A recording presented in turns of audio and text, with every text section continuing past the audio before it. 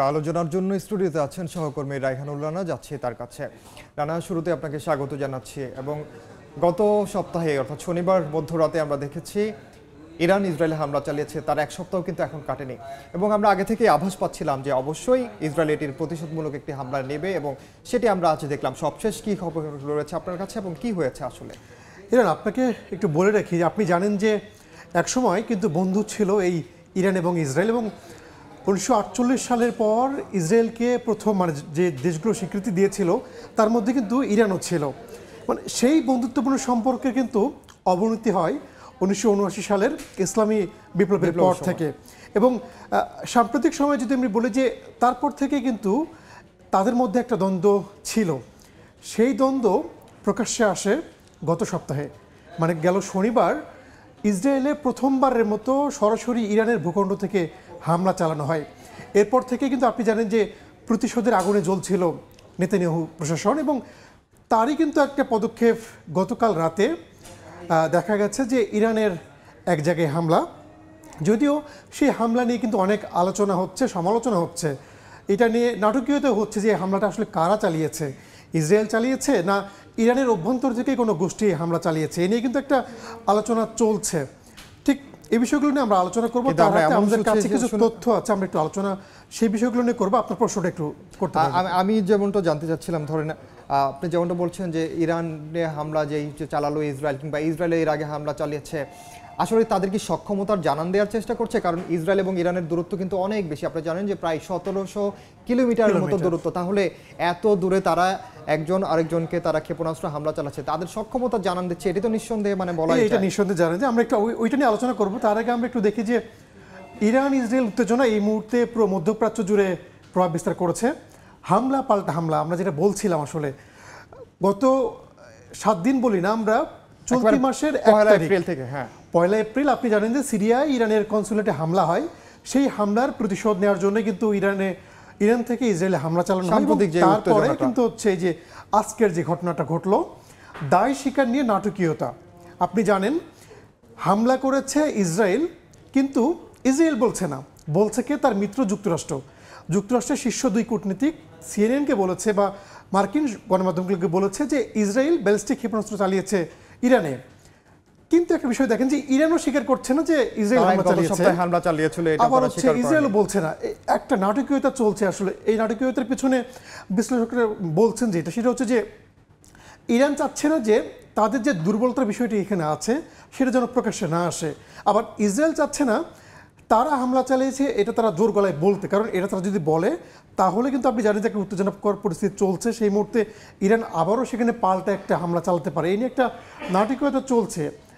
আরেকটা বিষয় গুরুত্বপূর্ণ, আপনি মাত্র যেটা বললেন যে সক্ষমতা জানান দেয়া কিনা, আপনি জানেন যে হামলায় যদি ক্ষয়ক্ষতির বিষয়টি দেখি, ইরানের যে হামলা হয়েছে গেল সপ্তাহে 300-র বেশি ক্ষেপণাস্ত্র এবং ড্রোন হামলা চালানো হয়েছিল।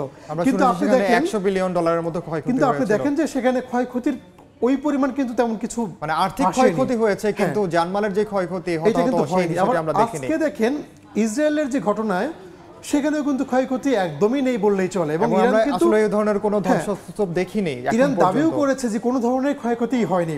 তার মানে কি, এটা তারা আসলে একটা মহড়া চালানোর মতো, যে ফাঁকা মাঠে যেমন মহড়া চালানো হয় সেই মহড়ার মতো যে তারা এটা চালিয়েছে।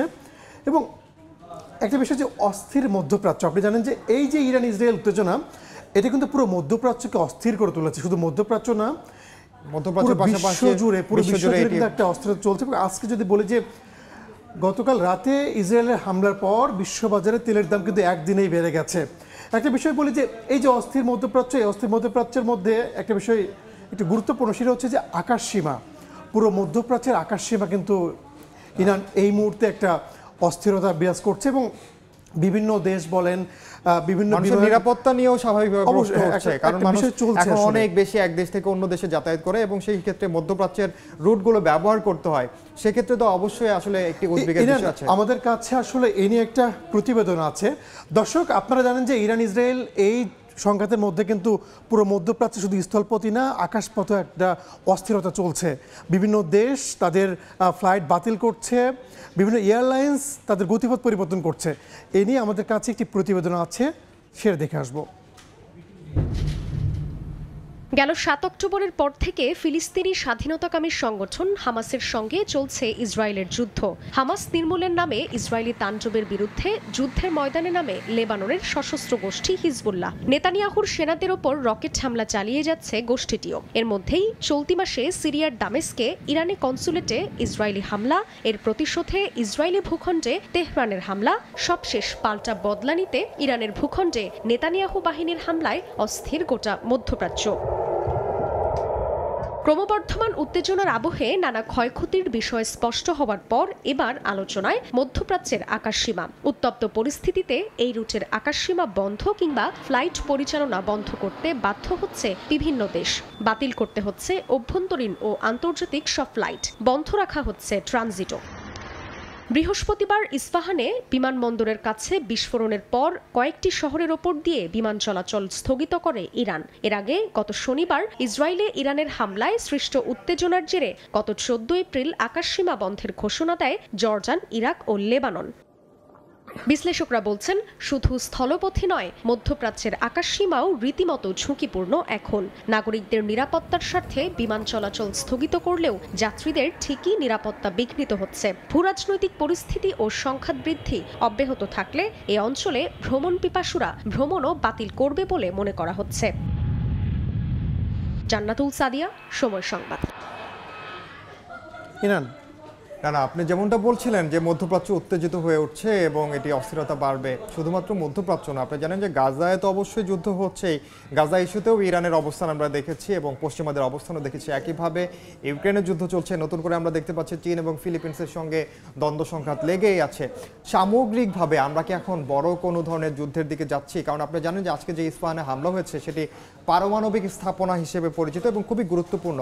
পারমাণবিক যুদ্ধের আমরা শঙ্কা করছি, এটি কি সেদিকে রূপ নিতে পারে? কি মনে হয়? ইরান, আসলে আপনি যে কথাটা বললেন এটা কিন্তু আসলে একটা বড় ধরনের সংঘাতের দিকেই মনে হয় আমরা যাচ্ছি, এবং সেটা হতে পারে তৃতীয় বিশ্বযুদ্ধ।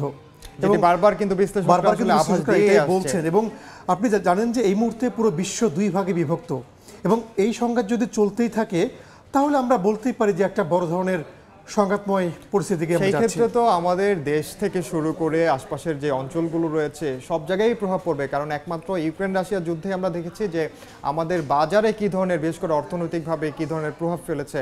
আর যেহেতু ইরানের তেল ক্ষেত্রের বিষয় আছে, মধ্যপ্রাচ্যের দেশগুলোও জড়িত, সেই ক্ষেত্রে আমাদের জ্বালানি পরিবহন ব্যবস্থা, জ্বালানি সিস্টেম, এগুলোতেও তো আসলে প্রভাব পড়তে পারে। একেবারেই তো ফেলনা না এগুলো, আসলে একেবারেই ফেলনা না। কারণ আপনি জানেন যে পুরো মধ্যপ্রাচ্যের উপরে কিন্তু বিশ্বের বেশিরভাগ অর্থনৈতিক জ্বালানি হয়, এটা নির্ভর করে। তো সেই ক্ষেত্রে যদি ইরান বা এই যুদ্ধ বা এই সংঘাত যদি আরো দীর্ঘ হয় তাহলে প্রভাব অবশ্যই বিশ্বের উপর পড়বে।